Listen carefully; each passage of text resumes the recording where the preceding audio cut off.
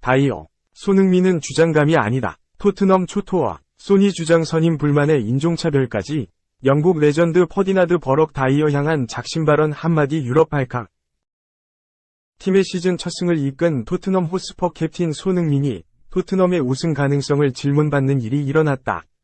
그는 질문에 신중한 태도를 보였다. 손흥민은 20일 한국 시간 영국 런던에 위치한 토트넘 호스퍼 스타디움에서 2-0 완승으로 끝난 맨체스터 유나이티드와의 2023-24 시즌 프리미어리그 2라운드 맞대결이 끝난 후 인터뷰를 통해 우승 트로피에 관한 질문을 받았다. 이날 손흥민은 공격 포인트를 올리진 못했지만 토트넘 주장으로서 그라운드 곳곳에서 번뜩이는 패스를 뿌려 프리미어리그 전통의 강호 맨유를 위협하면서 팀을 승리로 이끌었다. 후반 4분 파페 사르의 선제골로 앞서가기 시작한 토트넘은 후반 37분 벤 데이비스가 왼쪽 측면에서 날린 낮은 크로스가 맨유 센터백 리산드로 마르티네스 발 맞고 굴절돼 그대로 골문 안으로 들어가는 행운까지 따르면서 2-0으로 승리해 이번 시즌 첫 승신고에 성공했다. 특히 손흥민의 활약상이 굉장히 눈에 띄어 팬들의 눈을 즐겁게 했다. 4-2-3-1 전형에서 왼쪽 윙어로 출격한 손흥민은 날카로운 드리블 돌파와 키패스로 토트넘 공격에 활기를 불어넣었다. 전반 24분 왼쪽 터치라인을 타고 질주한 손흥민은 페널티 지역 반대편에 있던 데얀 쿨루세브스키의 공을 연결했지만 쿨루세브스키 오른발 슈팅이 안드레 오나나 골키퍼가 잡아내면서 도움으로 이어지지 않았다. 전반 40분에 박스 바로 앞에서 손흥민 패스를 받은 페드로 포로가 날린 오른발 슈팅이 골대를 강타하자 관중들이 머리를 감싸 쥐었다. 후반 7분에도 손흥민이 허를 찌르는 침투 패스로 데스티니 우도지의 슈팅을 도왔으나 이번에도 오나나 선방에 막혀 달아날 기회를 놓쳤다. 축구 통계 매체 폼몹에 따르면 손흥민은 이날 기회 창출 4회, 드리블 성공률 60%, 5분의 3, 몸싸움 승률 75%, 8분의 6 등을 기록하면서 토트넘의 플레이메이커로서 활약했다. 이로써 손흥민은 지난 13일 2-2 무승부로 끝났던 브렌트퍼드와의 프리미어리그 개막전에서 보여준 아쉬운 경기력을 지우는 데 성공했다. 시즌을 앞두고 토트넘은 팀의 새로운 주장으로 대한민국 축구대표팀에서도 캡틴을 맡고 있는 손흥민을 택했다. 많은 팬들이 손흥민이 토트넘의 새로운 주장으로서 치르는 첫 경기를 기대했지만 손흥민은 전반전에 태클로 페널티킥을 내줘 동점골의 빌미가 되는 등 인상적인 활약을 보여주지 못했다. 다행히 손흥민은 곧바로 다음 경기에서 지난 브렌트퍼드전 부진을 만회하는 데 성공했다. 특히 상대가 프리미어리그 명문 맨유였기에 손흥민의 활약상은 더욱 높은 평가를 받았다. 경기가 끝난 뒤 영국 공영방송 BBC와 인터뷰를 진행한 손흥민은 아주 좋고 정말 특별하다. 맨유는 특별한 상대였고 맨유를 상대로 홈에서 시즌 첫 승리를 거뒀기에 정말 좋았다. 라며 시작부터 끝까지 팬들은 선수들에게 모든 것을 바쳤다. 거의 100분 가까이 그랬다. 라며 경기 소감을 밝혔다.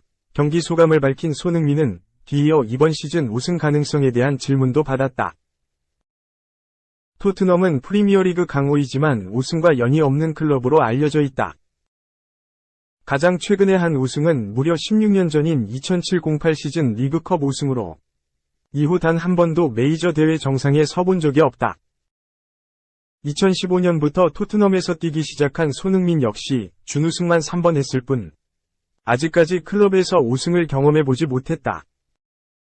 2018-19 시즌엔 우에파 유럽 축구연맹 챔피언스리그 결승전에 올라갔지만 리버풀에게 패했고 2020-21 시즌 리그컵에서도 맨체스터 시티한테 졌다. 2016-17 시즌 땐 프리미어리그 2위를 차지했다. 무관이 길어지다 보니 손흥민 최고의 파트너이자 월드클래스 공격수였던 해리 케인은 커리어의 우승을 추가하기 위해 독일 분데스리가 명문 바이에른 뮌헨으로 이적했다. 이적하자마자 DFL, 독일 축구리그, 슈퍼컵에 출전했지만 RB 라이프치히한테 0에서 3완패를 당해 트로피를 들어 올리지 못한 케인은 지난 19일 베르더 브레멘과의 분데스리가 개막전에서 한 골 1도움을 기록해 4에서 0 완승을 이끌면서 리그 우승을 위한 시동을 걸었다. 팬들이 간절히 원하고 있는 트로피에 대한 질문에 손흥민은 아직 말하기에는 너무 이르다. 아직 경기가 많이 남아있다. 라며 의심할 여지가 없이 팬들은 환상적이지만 우승을 위해선 우리가 모든 것을 바쳐야 하기에 너무 이르다. 라고 조심스럽게 답했다. 이어 우리는 시즌 마지막이 어떨지 결코 알 수 없지만 무언가를 얻기 위해선 유니폼을 위해 모든 것들을 바쳐야 한다. 라며 한 경기에 최선을 다해야 한다고 주장했다. 또 정말 좋고 모두가 매우 긍정적이며 이 팀에서 뛰는 것을 기대하고 있다. 라며 우리는 우리가 좋은 시간을 보내고 있을 순간뿐만 아니라 좋지 않은 시간을 보내고 있을 때도 이 긍정적인 에너지를 갖고 있어야 한다. 라고 덧붙였다. 토트넘의 새로운 캡틴 손흥민이 주장으로서 팀을 프리미어리그나 컵대회 정상에 올려놓아 16년 만에 우승컵을 구단과 팬들에게 선물해 줄 수 있을지 주목된다. 2. 경제효과도 월클, 손흥민, 자동차 9,800대 수출 맞먹는다. 손흥민 등 세계적인 축구 스타가 가져다준 수출 증대 효과가 2,700억 원에 달한다는 분석 결과가 나왔다. 승용차 9,800대를 수출한 효과와 맞먹는다. 현대경제연구원은 20일 이 같은 내용을 담은 빅리그 스포츠 스타의 경제적 효과라는 보고서를 발표했다. 보고서는 손흥민 선수의 인지도가 국가 인지도를 높여 한국산 소비재 수출에 대한 기여도를 0.24%로 추정했다. 작년 전체 소비재 수출 110조 9,630억 원 중 2,700억 원 규모에 해당한다. 소비재 수출 증대 효과는 한국 경제 전체로 5,900억 원의 생산 유발 효과를 가져온 것으로 조사됐다. 부가가치 유발 효과는 1,840억 원으로 추정됐다. 평균 계약 기간 5년 동안 경제 효과는 수출 증가액 1조 3,050억 원, 생산 유발액 2조 9,500억 원에 이를 것으로 예상됐다. 보고서는 최근 김민재, 이강인 등 빅리그 스포츠 스타들이 주목받으며 국가 위상이 제고되고 있다며 스포츠를 포함한 한류의 성장이 소비재 수출 확대로 이어질 수 있도록 국내 수출 구조의 안정성이 확보돼야 한다고 주장했다. 3. 바르샤 후보 하느니 토트넘 주전할게요. 메시의 후계자. 손흥민 파트너로 입성하나? 리오넬 메시가 바르셀로나를 떠난 후 그의 100넘버 10번을 물려받은 후계자. 안수 파티다. 20세의 신성 공격수. 바르셀로나의 미래로 평가를 받고 있다. 하지만 사비 에르난데스 바르셀로나 감독과 궁합이 좋지 않다. 사비 감독은 파티를 주로 후반 조커로 활용했다. 주전을 원하는 파티는 큰 불만을 가지고 있었다. 2023에서 24시즌 스페인 프리메라리가가 개막했고 파티의 상황은 달라지지 않았다. 바르셀로나는 지난 14일 헤타페와 개막전을 치렀고 0에서 0 무승부를 기록했다. 이 경기에서 파티는 또 선발에서 밀려났다. 주전은 레반도프스키, 하피냐, 그리고 페드리였다. 파티는 후반 34분 이돼서야 페드리와 교체돼 그라운드를 밟을 수 있었다. 올 시즌도 달라지지 않은 분위기.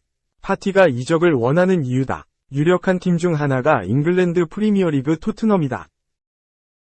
토트넘은 간판 공격수 해리 케인을 바이에른 뮌헨으로 보냈다. 공격진 영입이 시급한 상황이다. 파티는 주로 윙으로 나서지만 최전방에서도 활약할 수 있는 재능을 가지고 있다. 영국의 풋볼톡은 파티를 놓고 토트넘이 에이전트 호르헤 멘데스와 접촉했다. 여름 이적 시장에서 영입을 하겠다는 의지다. 파티와 장기 계약을 체결할 준비를 하고 있다. 파티는 윙어로 주로 뛰지만 최전방에서 뛸 수 있는 능력을 가지고 있다. 지금 토트넘이 가장 필요한 자리다. 이곳에서 정규적인 자리를 잡을 수 있다. 고 보도했다. 이어 이 매체는 파티는 그동안 주전 경쟁에서 밀려 바르셀로나를 떠날 것이라는 추측이 많았다. 새로운 시즌이 시작됐고 헤타페전에서 주전에 밀렸다. 이러한 추측이 재점화됐다. 파티가 며칠 안에 바르셀로나를 떠날 수 있다는 것을 암시하는 장면이다. 고 덧붙였다. 그러면서 토트넘만 파티를 원하는 것도 아니다. 토트넘 최대 라이벌 아스널 역시 파티 영입을 위해 멘데스와 접촉한 상태, 라며 파티를 놓고 북런던 더비가 펼쳐지고 있음을 알렸다.